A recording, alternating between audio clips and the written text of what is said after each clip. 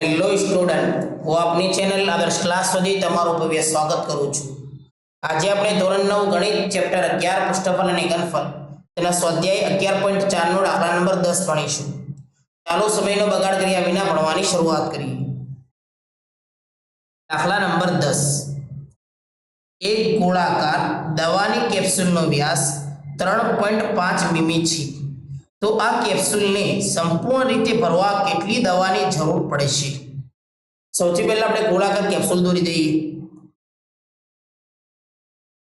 માની લો કે આ ગોળાકાર કેપ્સ્યુલ છે. ગોળાકાર દવાનો કેપ્સ્યુલ છે. દવાનો કેપ્સ્યુલનો આકાર કેવો છે? ગોળાકાર છે. હવે કેપ્સ્યુલનો આપણને વ્યાસ આપી દીધું છે. કેટલો આપે છે વ્યાસ? 3.5 મીમી, એટલે 3.5 મિલીમીટર વ્યાસ આપી દીધું છે. તો આપણે શું જોવાનું છે? તો આ કેપ્સ્યુલને સંપૂર્ણ રીતે દવા ભરવા કેટલી દવાની જરૂર પડશે? મતલબ આ કેપ્સ્યુલના અંદર મારે દવા ભરવી હોય તો કેટલી દવા સમાશે એ દવા શોધવી છે. તો યાદ રાખવાનું કે કોઈ વસ્તુ આપણે એમ કહે કે કોઈ કેટલું પાણી સમાશે, કેટલું ચાસણી સમાશે, કેટલી દવા સમાશે, વસ્તુ કેટલું સમાશે એ શોધવું હોય તો આપણે સમજી જવાનું કે અહીંયા ઘનફળ શોધવાનું છે. શું શોધવાનું છે આપણે? ઘનફળ. તો ઘનફળ શોધવું એટલે ગોળાકારનું ઘનફળ શોધવું. તો આપણે ત્રિજ્યાની જરૂર પડશે. તો અહીંયા આપણને શું આપ્યું છે? વ્યાસ આપેલું છે. તો સૌથી પહેલા આપણે ત્રિજ્યા શોધી દઈએ. ત્રિજ્યા શોધીએ. વ્યાસ કેટલો આપ્યો છે આપણને? 3.5 મીમી. મારે ત્રિજ્યા શોધવી હોય તો શું કરી નાખું? વ્યાસે ભાગ્યા 2 કરી નાખું તો મને ત્રિજ્યા મળી જશે. ભાગ્યા 2. હજુ મને આને સરળ લખવું હોય, પોઈન્ટ દૂર કરો તો દૂર કરી શકું. 35 ભાગ્યા 2. હવે ઉપર એક સંખ્યા આગળ પોઈન્ટ હતો એટલે નીચે કેટલા લખી દો? ગુણ્યા 10. ભાષા લખી દો મીમી એટલે મિલીમીટર. તો ત્રિજ્યા મને મળી ગઈ 35 ભાગ્યા 2 ગુણ્યા 10 મિલીમીટર. હવે મારે ગોળાકાર દવાની કેપ્સ્યુલનું ઘનફળ શોધી નાખું તો મને દવા કેટલી સમાશે મળી જશે. હવે શોધી કાઢો ગોળાકાર દવાની કેપ્સ્યુલનું ઘનફળ. અને ગોળાકાર ગોળાકારનું ઘનફળનું સૂત્ર શું છે આપણને ખબર છે? બોલો. 4/3 પાયાનો ઘન. 4/3 તો એમને લખી દો. પાય બરાબર કોઈ ઉલ્લેખ કર્યો નથી તો 22/7. ત્રિજ્યા કેટલી આપી છે મને બોલો? 35 ભાગ્યા 2 ગુણ્યા 10. અને ત્રિજ્યા કેટલી વાર લખીશ? 3 વાર લખીશ. તો 35 ભાગ્યા 2 ગુણ્યા 10 ગુણ્યા 35 ભાગ્યા 2 ગુણ્યા 10. હવે જે કટ થતો આપણે કટ કરી નાખીશું. સૌથી પહેલા 7 અને 35 કટ થઈ. 7 × 5 = 35. 7 × 5 = 35. હજુ કોઈ કટ થશે જુઓ. 2 × 4. આ બે કટ કરી નાખી. હજુ આ બે કટ થશે જુઓ. 11 × 22. બીજું કોઈ કટ થશે બોલો? જો નીચે મારે ભાગાકાર તો કરવો જ પડશે. શા માટે? કે 3 હજુ 3 કોનાથી કટ થશે? કોનાથી કટ નહીં થાય તો આપણે ભાગાકાર તો કરવો જ પડશે. તો હજુ આપણે થોડું ઉડાડીએ. જો 5 × 2 = 10. 5 × 2 = 10. આટલા સુધી આપણે ભાગાકાર કરીએ. જો આપણી પાસે ઉપર શું બચ્યું બોલો? 11 બચ્યા ગુણ્યા 35 ગુણ્યા 35. નીચે કેટલા બચ્યા બોલો? 3 ગુણ્યા 2 ગુણ્યા 10 ગુણ્યા 10. આટલા નીચે બચ્યા. હવે આપણે ઉપરવાળી બધી સંખ્યાનો આપણે શું કરી દઈએ? ગુણાકાર કરી દઈએ. ઉપરવાળી બધી સંખ્યાનો આપણે ગુણાકાર કરી દઈએ. સૌથી પહેલા 35 ગુણ્યા 35 કરી નાખી. 35 ગુણ્યા 35. 0 મૂકી દઉં. 5 તરી 15 વધ્યા 1 નીચે 5 મૂકી દઉં. 3 તરી 9 9 ને 10. પાય 25 વધ્યા 2 નીચે 5 મૂકી દીધા. 5 તરી 15 15 ને 2 16 17.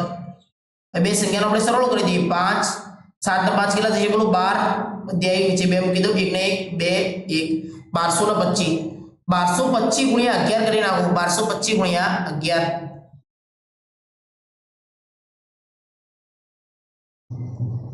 નીચે બે સંખ્યા એક શૂન્ય મૂકી દો. 5 × 5 2 × 2 2 × 2 1 × 1 5 × 5 2 × 2 2 × 2 1 × 1. નીચે વાળી બે સંખ્યાનો સરવાળો કરી દો. 5 5 ને 2 7 2 ને 2 4 2 ને 1 3 1. હવે જો મને કેટલો જવાબ મળે બોલો? ઉપર 13,475 જવાબ મળ્યો. મને કેટલો જવાબ મળ્યો? 13,000 લખી દઉં. 13,475. નીચે જુઓ 3 × 2 = 6 કરી નાખો. 3 × 2 = 6 અને 10 ગુણ્યા 10 તો 10 × 8 100. હવે આપણે ભાગાકાર કરી નાખીએ.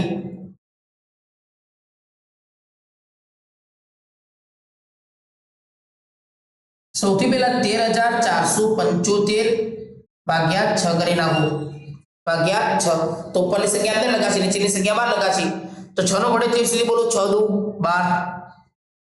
13 માંથી 12 કાઢો, કેટલા બચે? 1 બચે. ઉપરથી એક સંખ્યા એકલો ભાગ હવે 6 થી ન ચાલે, નાની સંખ્યા છે તો ઉપરથી એક સંખ્યા મને ફ્રી ઉતારવા મળે તો 4 ઉતારી દો. 6 નો વડે 14 સુધી બોલો. 6 દુ 12. 6 × 18 તો મોટા થઈ જાય છે. 6 દુ 12. 2 બચ્યા. હજુ ઉપરથી મને હવે 2 નો ભાગ 6 થી ન ચાલે તો ઉપરથી એક સંખ્યા મને ફ્રી ઉતારવા મળે છે, 7 ઉતારી દો. 6 નો વડે 27 સુધી બોલો. 6 × 18 6 × 24 6 × 25 6 × 24 6 × 25 6 × 30 તો મોટા થઈ જાય છે. અને 27 માંથી 24 બાદ કરો તો કેટલા મળશે બોલો? 25 26 27 3 બચે. 3 નો ભાગ હજુ 6 થી ન ચાલે તો ઉપરથી સંખ્યા ઉતારી દઈએ, ફ્રી ઉતારવા મળશે. 5 ઉતારી દો તો 35. અને 6 નો વડે 35 સુધી બોલો. 6 × 35 6 × 35 6 × 36 તો મોટા થઈ જાય છે તો 6 × 35 કેટલા બચ્યા? 5 બચ્યા. હવે આગળ 5 નો ભાગ 6 થી ચાલે ન ચાલે, 5 નાના છે. હવે આગળ કોઈ સંખ્યા પણ નથી તો હવે શું કરીશું બોલો? પોઈન્ટ મૂકી શૂન્ય ઉતારો બોલો. પોઈન્ટ મૂકી શૂન્ય ઉતારો. હવે 6 નો વડે 50 સુધી બોલો. 6 × 35 6 × 36 6 × 42 6 × 42 6 × 36 6 × 42 6 × 48 6 × 48 6 નો 54 તો મોટા થઈ જાય તો 6 × 48 કેટલા બચ્યા? 2. હું પોઈન્ટ હજુ હવે 2 નો ભાગ 6 થી ચાલે ન ચાલે. હવે આગળ કોઈ સંખ્યા આપણે પોઈન્ટ એક વાર મૂકી દીધો છે તો એક વાર ધારો કે મને એક શૂન્ય ફ્રી ઉતારવા મળશે પોઈન્ટના બદલામાં, તો એક શૂન્ય ફ્રી ઉતારી દો. 6 નો વડે બોલો 20 સુધી. 6 દુ 12 6 × 18 6 × 24 તો મોટા થઈ જાય છે તો 6 × 18. બસ આટલા સુધી આપણે ભાગાકાર કરીએ તો આપણને કેટલો જવાબ મળે બોલો? કેટલો જવાબ મળે? 2245.83 ભાગ્યા 100 તો એમ મૂકી દઉં. 100 તો એમને એમ મૂકી દઉં. મારે મને શોર્ટકટ ભાગાકાર કરવો હોય તો કેવી રીતે કરીશ બોલો? શોર્ટકટ મારે ભાગાકાર કરવો હોય તો કેવી રીતે કરીશ?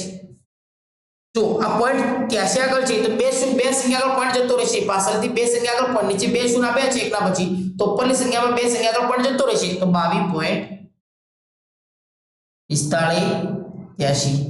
હવે જો મારે પોઈન્ટ બાદ બે સંખ્યા લખવી છે તો શું કરી? જો 22.4 તેમને લખી દો. હવે 5 લખું 5 સુધી મારે 5 સુધી અટકી જવું છે. આગળ શું સંખ્યા લખી નથી તો હું 5 ને જોઈશ કે 5 કેવી છે. 5 ના પછી જે સંખ્યા આપી છે હું એને જોઈશ કે 5 ના પછી સંખ્યા કેવી છે. 5 તો 5 થી મોટી હોય તો આગળની સંખ્યામાં 1 ઉમેરી દેવાનો, અને 5 થી નાની સંખ્યા હોય મતલબ 4 એવી સંખ્યા હોય તો પાછળની સંખ્યામાં એમને એમ એ સંખ્યા એમને એમ રહેવા દેવાની. તો 5 ના પછીની સંખ્યા 8 કેવી છે? 5 થી મોટી છે. 5 તો 5 થી મોટી છે તો 5 માં કેટલા 1 ઉમેરી દો તો 6 થઈ જાય છે તો 22.46 મીમીનો ઘન. તો મને કેટલી દવા સમાશે બોલો? એનું ઘનફળ મળી ગયું 22.46 મીમીનો ઘન. તો આઈ હોપ, હું આશા રાખું છું કે તમને આ દાખલો સમજાયો છે. અહીંયા આપણે ચેપ્ટર નંબર 11 પૃષ્ઠફળ ને ઘનફળ પૂરું કર્યું. ચાલો આપણે નેક્સ્ટ લેક્ચરમાં નવા ચેપ્ટર સાથે મળીએ.